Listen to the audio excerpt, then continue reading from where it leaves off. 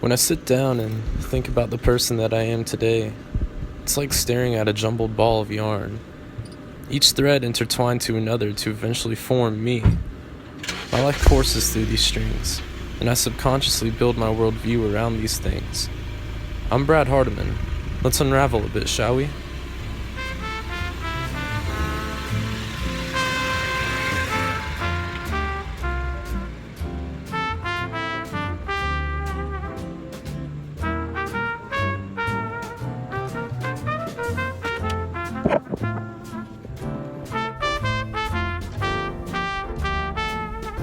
What's up, Atlanta? We're Silverstein. Let's go.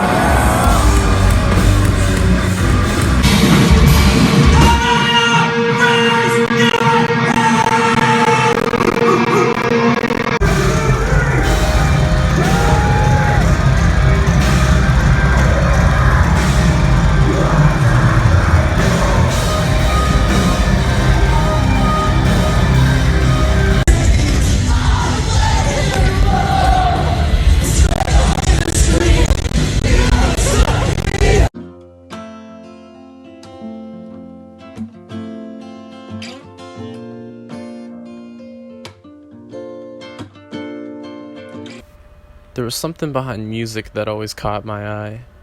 I dealt with a good bit of mental illness growing up, and I yearned for something that understood what I was going through, and that's when I found the metal scene. It was on this night that my whole life changed, and this night was so special to me that I went back again the next year. And then after that year, I went to more concerts, and more concerts, and even more concerts. The special thing about that night that sparked a fire in my eyes was the connection and the belonging that I felt that night. I'd scream my heart out and just feel the cathartic energy of the crowd and the pit and the band all coming together to sing one song. I finally found a genre of music that connected with me on a deeper level. A lot of the topics of the bands that I found dived into the human experience, what it means to be alive and what it means to be a human being, I guess. I knew I wasn't the only one feeling the way I did. So music really pulled me in because I wanted to help other people through what I went through. And this caring about people carried out in other ways in my life.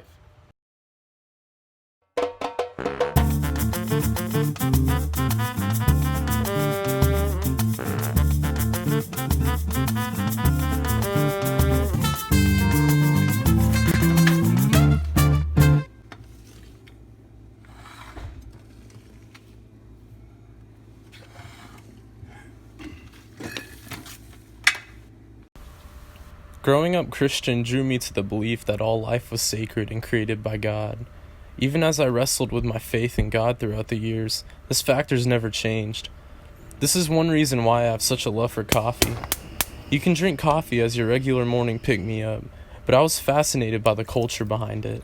I found that every time I drank coffee, I was connecting with someone, and this drink was the bridge that would bring us together.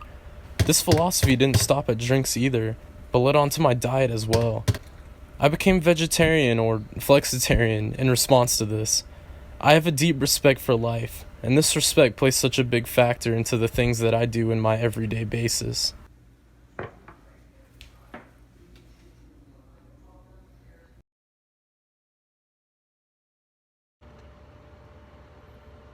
I'm going to keep this part pretty short because it can get depressing pretty quickly.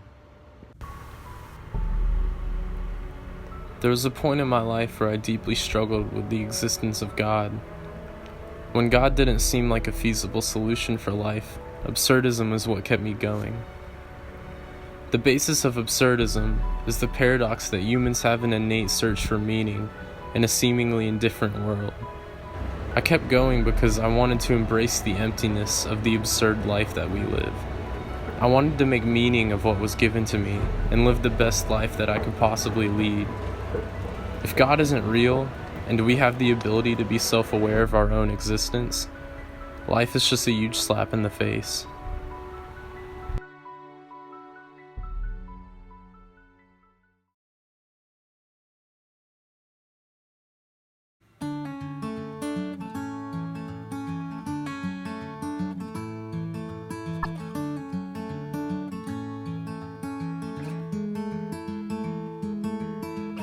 My grandma and my mom are some of the strongest women I know.